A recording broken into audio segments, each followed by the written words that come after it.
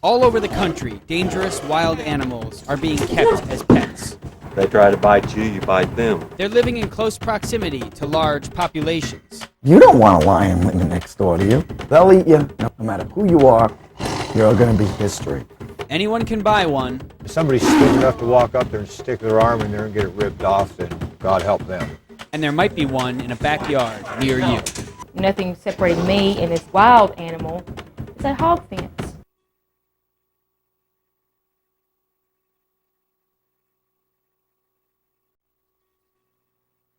He's pretty hefty, especially his head. For Lance Pope, big cats have been a lifelong passion that almost ended in tragedy. I first started taking care of big cats back when I was 14, and I'm 35 now, and still hadn't learned my lesson. Plenty of scars, but I still enjoy their company. In November 1998, Lance bought 2 lions, King and Queen, from a Texas breeder as companions for the one that he already owned. Just 2 days later, disaster struck. I had just finished feeding the lions and came back out to brush King's mane because he had some tangles.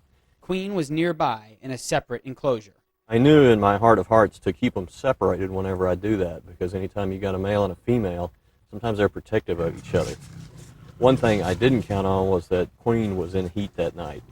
Then Queen attacked. Queen broke down the gate to get to me.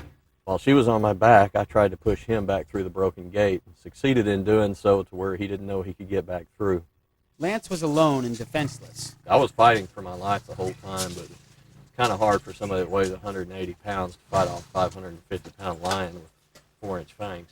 He tried everything, throwing sand at the lion's face, trying to block the lion's mouth, but he was beginning to give up hope. Just then, King came to his rescue. King paced back and forth until he found a hole to get through the gate, and he came in and instantly went up to Queen and swatted her with his paw in her face. I mean, he hit her hard. King then chased Queen away from a severely injured Lance. You know, I didn't know if he was going to eat me or what. So he came back down and I petted him, and he let me use his mane to crawl back up on. I didn't have hardly any meat left on my legs. Bleeding and in pain, Lance managed to get to a neighbor's house. He was rushed to the Baylor Medical Center in Dallas. His injuries were potentially life-threatening, immediately life-threatening had the femoral artery gone on to rupture. The trauma surgeons over there said that I only had about a 20% chance of living. Almost lost it on the 3rd day because I gangrened everywhere she'd bit me. Cat bites are very, very nasty, and they're hard to clean out, and almost lost my legs. Experts who have studied lions say there are many reasons why they attack. When females come into heat, they become very erratic in their personality. They can be kind of capricious, cuddly at one moment, and then aggressive and snappy at the next moment. And they become very untrustworthy creatures during the heat cycle. You can see how it would fit back. In the end, Lance survived. After 2 weeks in the hospital, Lance finally returned home. It was funny when I came back from the hospital. She had no animosity towards me at all. It's just, I guess it's the way we look at a sandwich. Knowing he could never trust Queen again, Lance placed her in a facility that cares for big cats, where she can no longer pose a threat to any human. In towns and cities across America, experts estimate that there are between 10 and 15,000 big cats living in the private sector.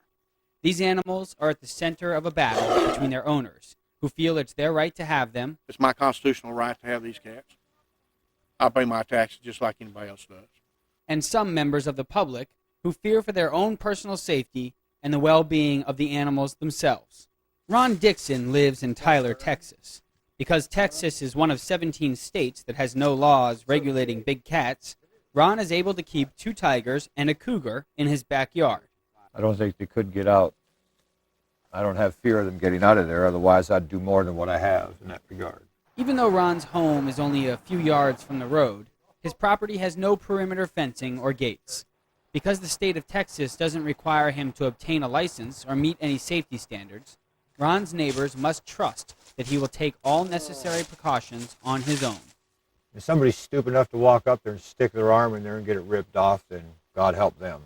I would be more concerned about the cat than the human being, trust me. Ron Dixon's attitude towards public safety is not unusual, and it's only one part of the problem. Experts say that big cats are far too readily available to inexperienced owners. Exotics seem to fall through a very gaping crack in this country, and yet what we're seeing is that more and more and more of them are being bought and sold, and at the same time the crack seems to be widening because really no one's minding the store. Alan Green spent 4 years researching the exotic animal trade for his book, Animal Underworld. He says today exotic animals can be purchased legally at a very low cost from websites or newsletters like the Animal Finder's Guide or Animal Marketplace. And in most instances, no one checks on the buyer's background or experience.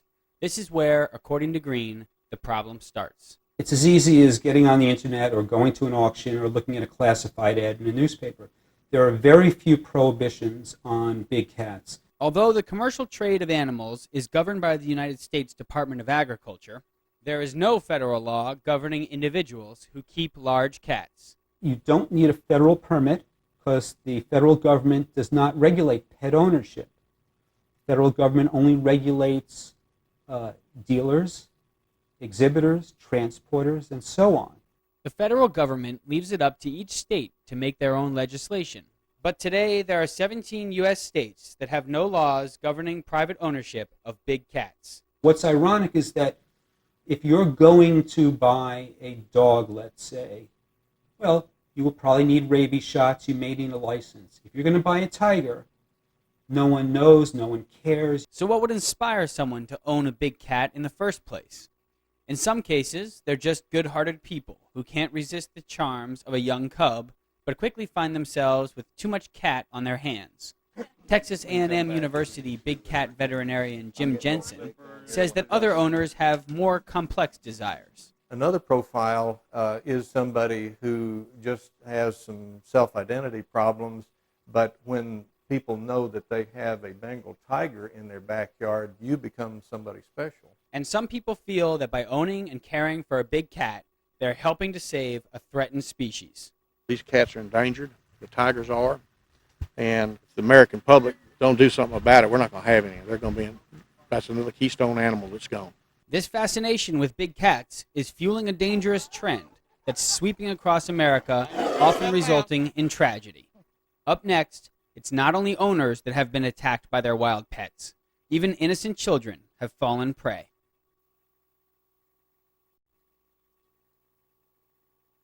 The threats that big cats pose are often overlooked by inexperienced owners who purchase a cute cub thinking it can be tamed, but soon learn that wild animals retain their natural aggression. David and Linda Dye from Brooksville, Florida, seem like the average American family with 2 kids, a dog, and a cat.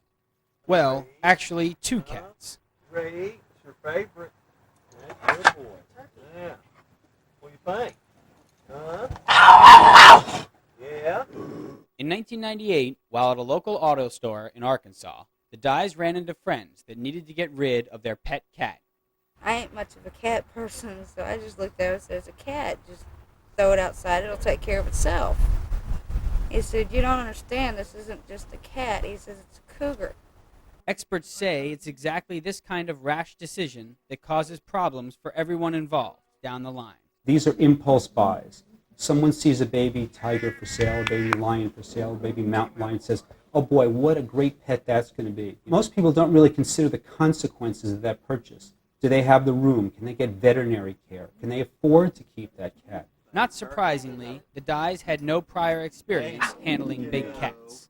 Well, I've had a lot of thoughts. Why did I ever do this? Because it's like having a full-time second job, you know. The Dyes live on an acre and a half of property, and their 150-pound cougar, Zeus, lives in a cage behind their trailer. While cougars kept in captivity may seem harmless to the inexperienced, they're still by nature a wild animal.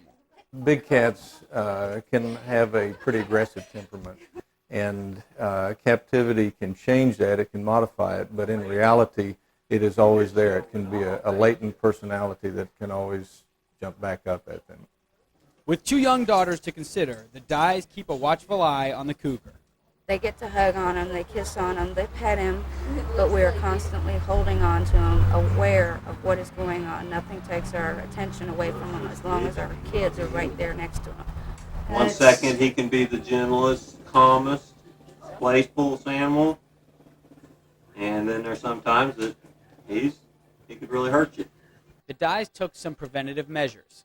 In 1999, after a year of owning Zeus, his front claws were removed to avoid serious injuries. But altering a big cat for domestic purposes is a controversial issue. I think it's really inhumane to declaw and or defang a big cat because you essentially are dooming that animal to a solitary existence. And if those animals don't have adequate means of defending themselves, they can never be put in a social situation where they are with others of their own kind. But George Stowers, the vice president of the LIOC Endangered Species Conservation Group, which represents the owners of over 1,400 exotic cats, argues that declawing big cats is a harmless necessity. They don't need to capture and subdue their prey with the claws. And some individuals have decided that they want to declaw their animals to make it easier to work with them. And I see no problem with that. With or without claws, Zeus is still a formidable foe for anybody. They try to bite you, you bite them. They bite you, you bite them harder. And they'll quit biting. David's method of disciplining Zeus is known by experts as dominant training. Yeah. Do you want to continue? Do you want to continue? And every once in a while he'll test you.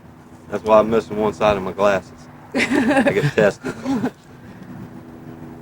According to some experts, this method is highly inadvisable. I ain't gonna make you go if you don't want to go. That's pretty much fallen out of favor. It ended up with animals that were a significant hazard to their handlers, and when given an opportunity, oftentimes extracted some level of revenge against the people that were imposing their will upon them. Fortunate, knock on wood, I've never been in the hospital from him, but don't get me wrong, one day I probably will have to go to the hospital from him. But on October 25th, 1999, Zeus reminded everyone just how undomesticated he really was. 6-year-old Rachel Epley, the daughter of some friends, was playing in the yard. Zeus was chained up in the house, but left unsupervised. I told him to stay in the front yard. Kids' curiosities, you can't. I stepped into the house for a second. Things That's all it happened. takes.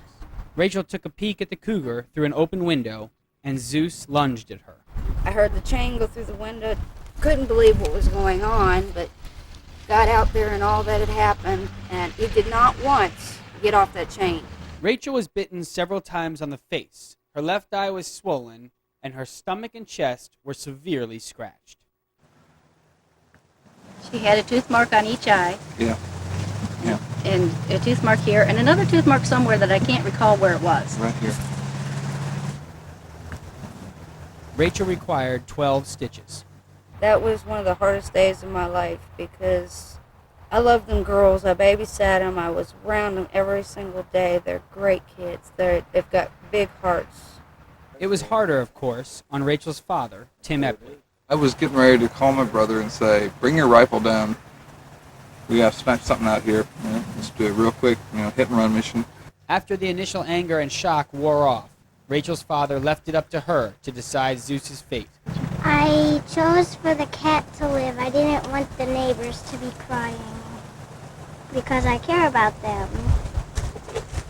The Dyes paid for Rachel's medical bills, and luckily she was left without permanent scars. But that is not how the story ends. Because of how Rachel got hurt, while at the emergency room, the police were called. It was then that the Dyes had a new problem. We didn't realize there was regulations on these animals when we first got him. Under Florida law, a permit is required to keep big cats. The Dyes had no such license. On October 30th, 1999, authorities took Zeus and placed him at a local USDA licensed facility. David would have to undergo training in order to get a license and get Zeus back. To begin with, just to get a license for one of these cats, you have to have over 1,000 hours experience in handling large cats that must be notarized and documented by a trainer. Licensed trainer Vince Lowe, who ran the facility, supervised David's training. 14 years of experience has taught Vince what powerful animals cougars are. Well, these animals have between 2,200 and 3,800 pounds of jaw pressure per square inch. They break bones like most kids eat Lifesaver candies. You can't outrun them. You can't outclimb them. If you ever meet one of these in the wild, the worst thing to do is turn and run. If you turn and run to these animals, you become prey.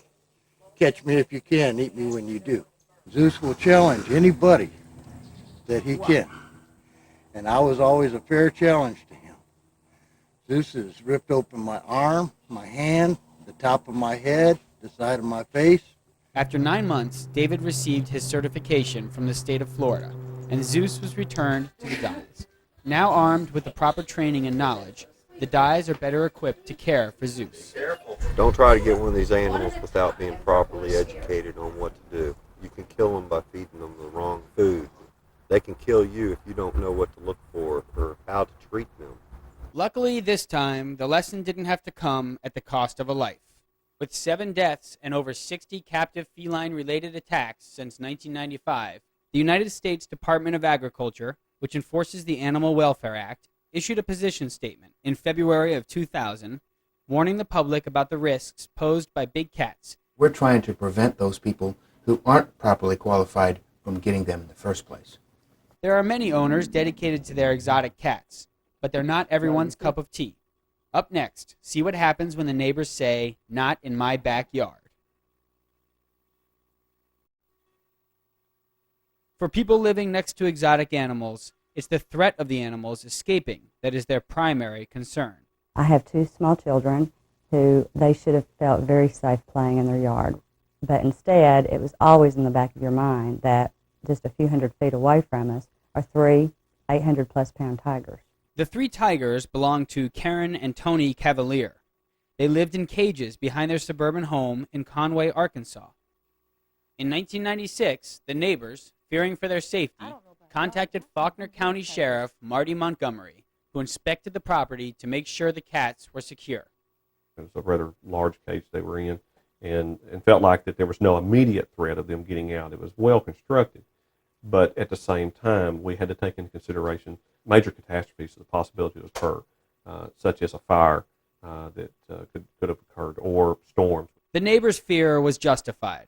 Conway is situated in a high-risk tornado zone, but fear of escape wasn't the only thing that upset the neighbors.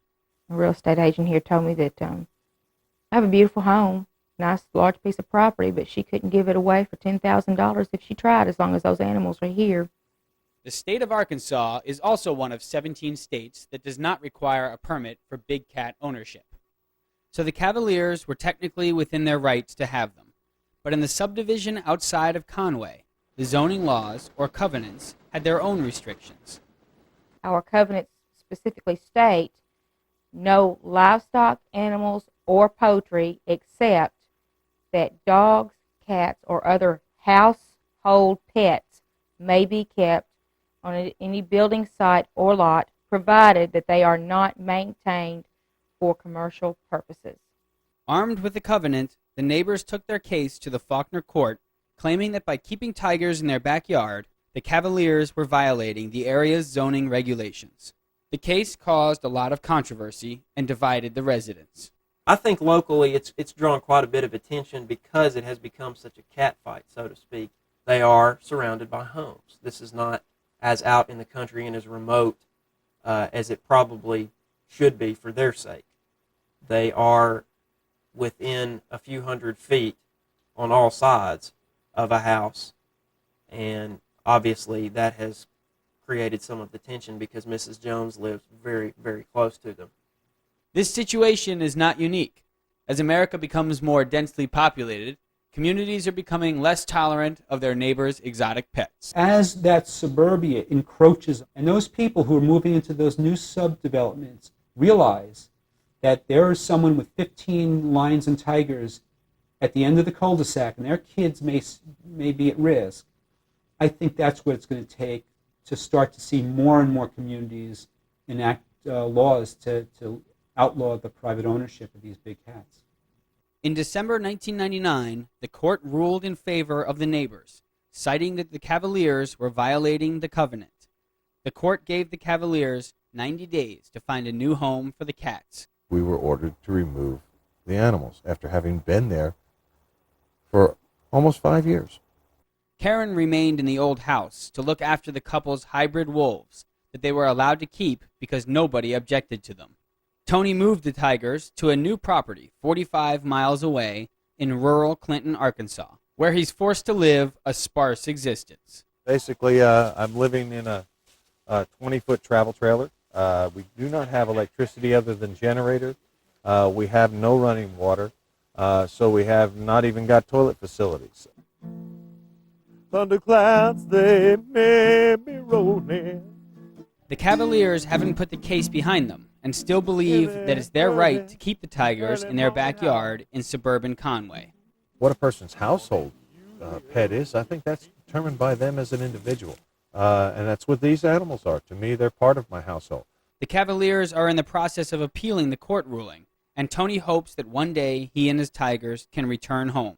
I've made a promise to these animals to give them the best housing that I can, the best facility that I can, and come hell, high water, or the ice age, I'm going to do it. This problem is not only happening in suburbia. In many of the nation's largest cities, exotic cats are banned for public safety reasons, but occasionally one will slip through the cracks. Yeah, I love big cats. It's a very exciting thing to have an animal that you know can just, at the blink of his mind, he can just devastate you if he wants to. Shayar Chowdhury, director of marketing for a Queens, New York healthcare company, knew it was illegal to own a big cat in New York City. I needed to buy a cougar. I can't find one in New York, so I'm going to get one from somewhere. So in November 2000, he took a trip to Ohio, one of the 17 states that doesn't regulate exotic animals, and he bought a cougar. When you go in Ohio, in a state where they don't regulate the animals' wildlife, it's just like buying a kitten. They don't know where you're coming from. Obviously, you don't tell them I'm from New York and I'm going to take this cat back to New York. The cougar lived in Mr. Chowdhury's office, and he hoped he could keep it a secret from the authorities. He says the cougar was sick when he bought him and required urgent medical attention on his return to New York. The first time he came in, he was malnourished. He was infested with fleas and loaded with an intestinal parasite known as coccidia. New York City veterinarian David Halpern treated the cougar 6 times over a 2-month period.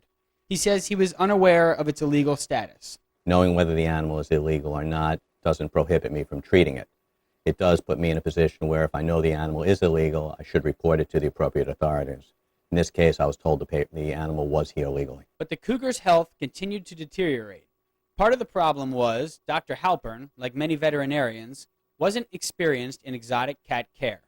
General practitioners such as myself can provide emergency care as necessary, but we are not the doctors that should be seeing these cats on a long-term basis. This is an animal that requires very specialized veterinary care, and most veterinarians are not equipped and are not trained to administer veterinary care to things like lions and tigers. In January 2001, an anonymous tip brought the ailing cougar to the attention of SPCA Special Investigator Larry Wallach. The vet had no clue what the hell he was doing. And I'm not saying he's not a good vet, but for cougars, lions, tigers, and bears, just because you're a vet doesn't make you a vet for those type of animals.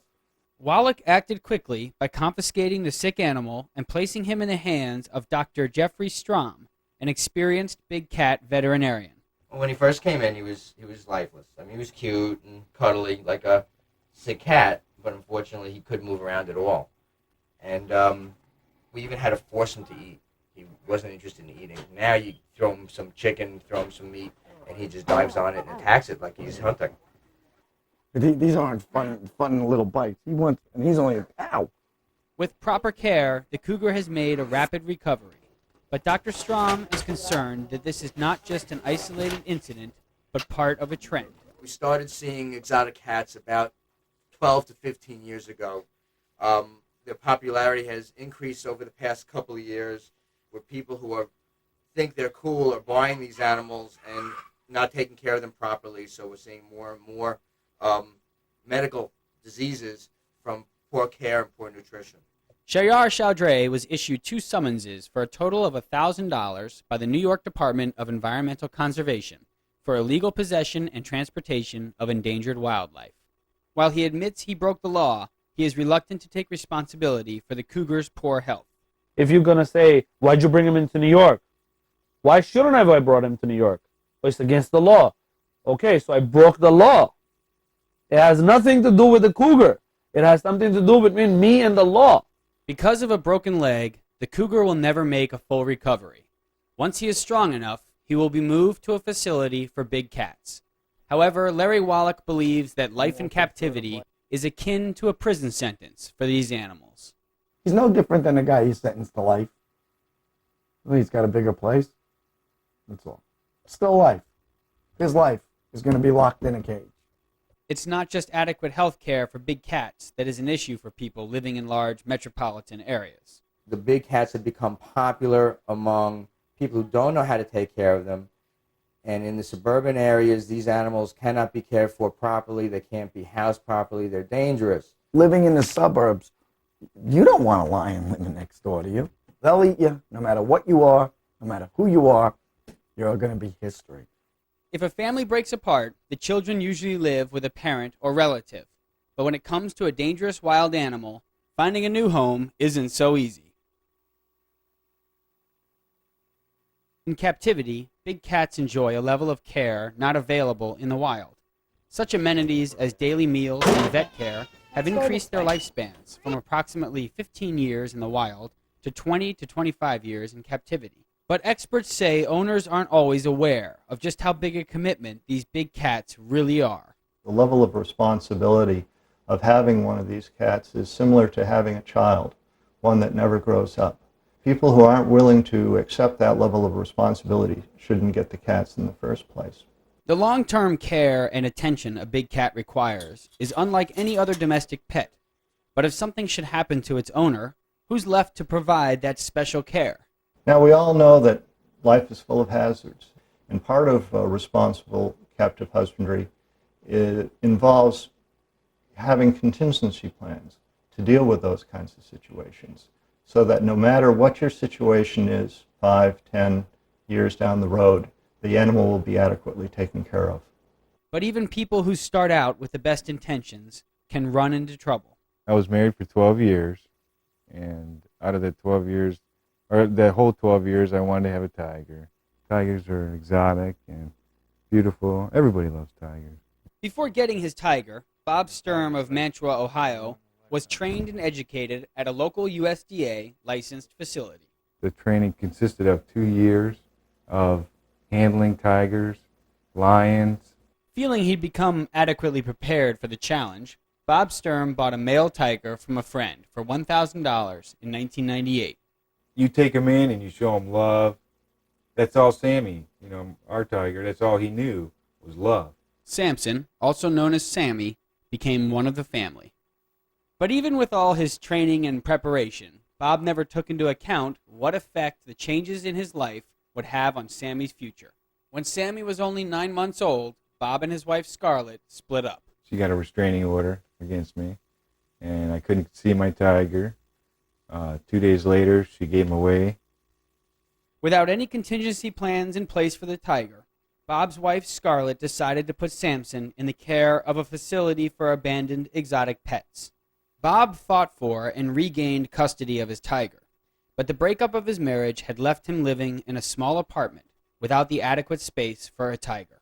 Sammy was now 12 months old and had grown to 250 pounds.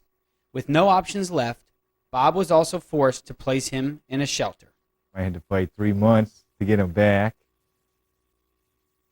And when I finally got him back, I had to give him away. And I hated to do that. Samson's new home is Rescue One, an animal shelter run by Angela Harder and her boyfriend, Dave Siraki. We're heading to Angela Harder's place to see Samson. I haven't seen for almost 3 months since I had to give him away. Who is that? Hey. Hey, buddy. It looks great. Or Angela and Dave have done a really good job. I mean, we're just doing the best we can do. In fact, You're doing great. well, thank you. You're doing Thank great. you. This is an ever-learning process because just when you think you know it all, the kiddies will teach you don't. Yeah, Sammy was lucky that Bob was big enough to pick up the phone and say, "Hey, come get him," get get him out of trouble. Samson's story isn't unique. Other cats at Rescue One have also fallen victim to their owner's misfortunes. This one over here, the lioness, she's 20 months old, and she came to us about 2.5 months ago. Another victim of life's uncertainties and a lack of proper planning, the lioness named Sheba was abandoned without food or water after her owner committed suicide. Detective Bart Giese of the Belmont County, Ohio Sheriff's Department was the investigating officer. Well, our concern was, what are we going to do with this lion? Detective Giese took it upon himself to look after her. With the help of the neighbors, he made sure she was regularly fed. She was in the cage here by herself for about 3 weeks. One of the neighbors close by would come up and check on her. My wife and I would come down and check on her. It didn't take long for Detective Giese to become attached to his new charge. He was concerned about her future and began to make plans of his own. I was afraid that we weren't going to be able to find a home for it, and we were running out of time as far as how long we could keep this up. So I was actually talking with my wife on how we could build a cage to keep it at our home out in the yard until we could find a home for her. After 3 weeks of searching, Detective Giese contacted Rescue One. Angela and Dave agreed to take Sheba, but first they would have to enter the lion's den. Angela and her boyfriend actually went inside and hooked Sheba up to a leash and walked her down the hill. The police basically was like, if you don't come and get her, we're going to shoot her. Well, we weren't exactly prepared, but we pulled it off. If you want to see one or pet one, go to the zoo. Don't have one in your backyard. George Stowers of the LIOC promotes responsible ownership of big cats. He has plans in place for his cat, Max, should something happen to him. We have a contingency plan that details exactly how we're going to handle fires or other types of natural disasters, escapes, injury to a member of the public. Now, Max is just a 35-pound serval and isn't going to represent a significant hazard to anybody. But if you have a larger cat, it becomes very important to have these kinds of plans. Sanctuaries are the end of the line, the last stop for abused and unwanted exotic cats.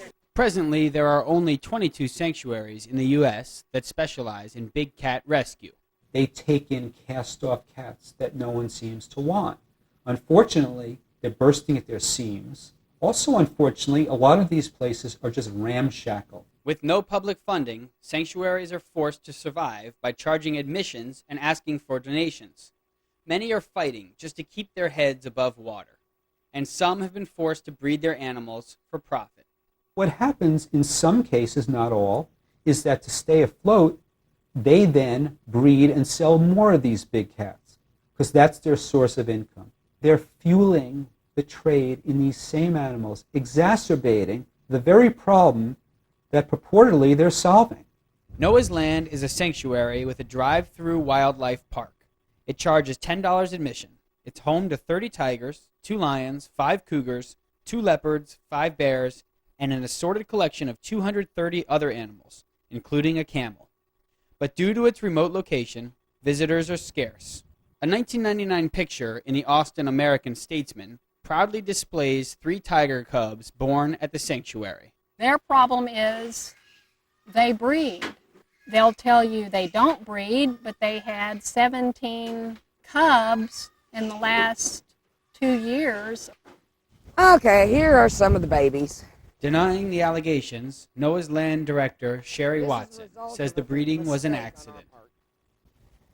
We ended up getting in 11 tigers in one day, and of course trying to house these things all at one time was kind of a nightmare.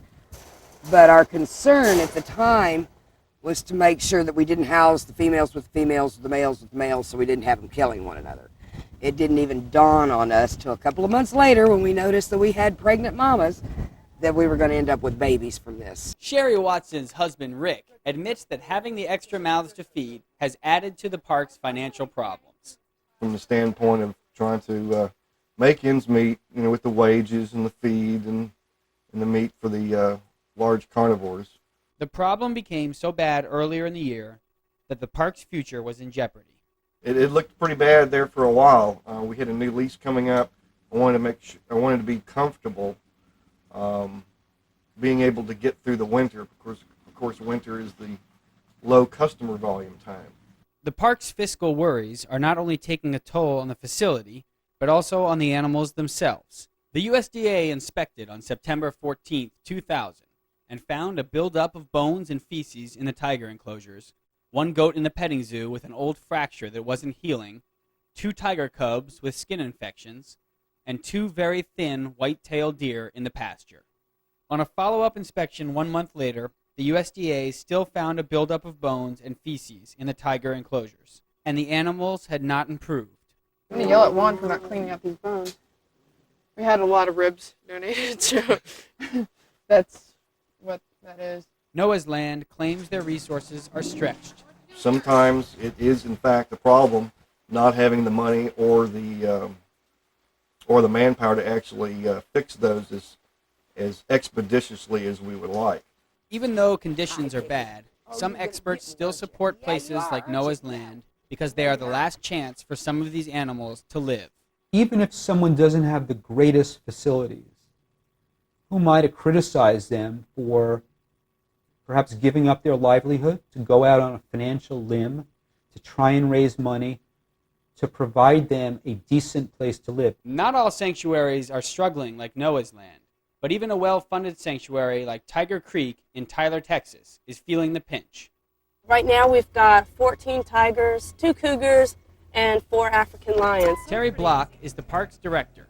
She says every one of the cats living there has a sad tale to tell. Amara came out of the local area. She was an abused cat. She's been hit a lot.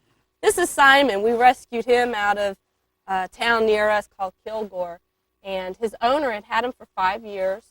He was moving away, couldn't take Simon with him, so he called us to take him in. Karma here, he kind of gets a full run of the place sometimes. He doesn't go very far. We don't have to worry about him running off. He's got heart problems. We turn cats away all the time. There are many that need to be brought in, but we can only do so much at this time. We'd love to see ourselves go out of business where rescuing animals is a very hard job and very sad at times because of the ones that don't get placed in a home. Down the road in the Texas state capitol, you hear a similar story at the Austin Zoo. Like I said, we got one of our lions from a drug dealer. It was a guard cat. So, they think it's just really cool to have a big cat as a pet. He's partially blind, and he's got cataracts really bad, and we think that was just due to overbreeding. He was found chained up to a tree in Plano, supposedly. Most zoos belong to the America Zoo and Aquarium Association. The Austin Zoo doesn't.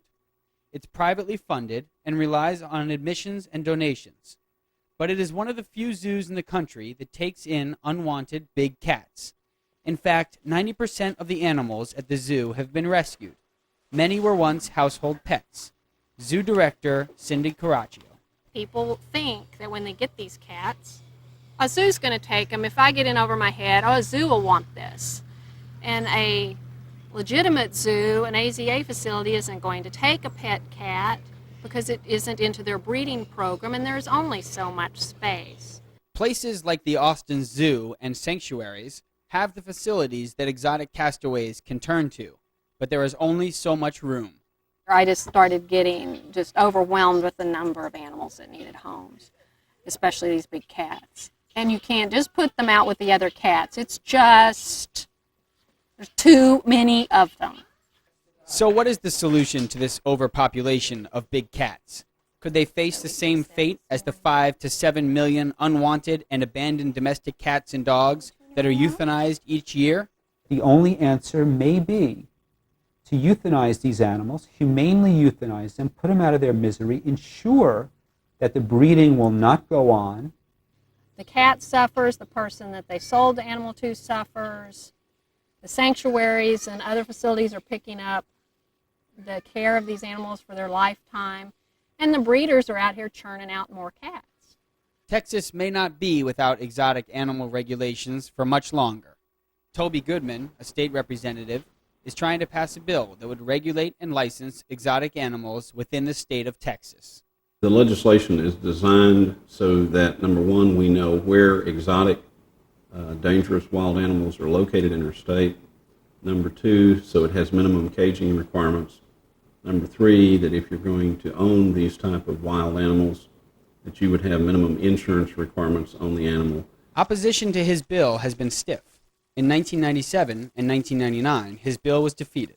We have individuals that own these large cats in the state. We have hunter groups whereby these cats have been raised for purposes of hunting, and they're very opposed to any kind of regulation, minimum caging requirements, minimum care requirements of these animals. This opposition to further regulations on private ownership has not only happened in Texas, but also in other non-regulated states. A 1997 bill in Arkansas also failed to pass the state Senate. I was surprised by the number of exotic animals in the state and the number of owners who were very alarmed by the legislation. They didn't want to see anything that would restrict their rights to own those animals. Many owners fear that legislation will lead to an eventual ban on big cats. So George Stowers and the LIOC, which represents over 1,400 owners, are working with politicians to get a fair and reasonable legislation passed. What the LIOC would like to see is all states to implement a reasonable permitting process that will ensure that people who obtain these cats can demonstrate that they have the knowledge and the skill and the resources to adequately care for them. All sides agree on one thing: protect the public and the animals. 6-year-old girl happens to be the first in its path when it lashes out. It's a tragic situation, and it's the owner's fault. So we have to hold these owners accountable if this is going to be a major issue out there in our society, and it is a major issue and going to continue to be one. Should these animals be left in the wild? Is keeping them in America's backyards protecting the species? Or should we allow nature to take its course? I think kids 100 years from now deserve real ones instead of just pictures. A picture, no matter how beautiful, is not the same as seeing a living, breathing animal. Your grandchildren may never see one. And that's something to remember for the future. That's all this is the future. You'll hear arguments, well, they're endangered species. We must propagate these in order that our grandchildren's grandchildren can see them. Otherwise, they'll never see these cats. With the sheer numbers that are out there, I don't think we have any problem having grandchildren's grandchildren seeing cats. I want the public to realize that these aren't big, fluffy house kitties. They're wild animals, and if you stop buying them, the breeders go out of business, and the problem stops and the animals quit suffering. Time and time again, individuals in the private sector have shown that they can do as good or better a job than major metropolitan zoos, and we have to keep the door open for those individuals. Let's get real. By imprisoning a tiger in your basement for its life, you're doing nothing to ensure the survival of that species. All you're doing is ensuring a miserable life for that individual animal.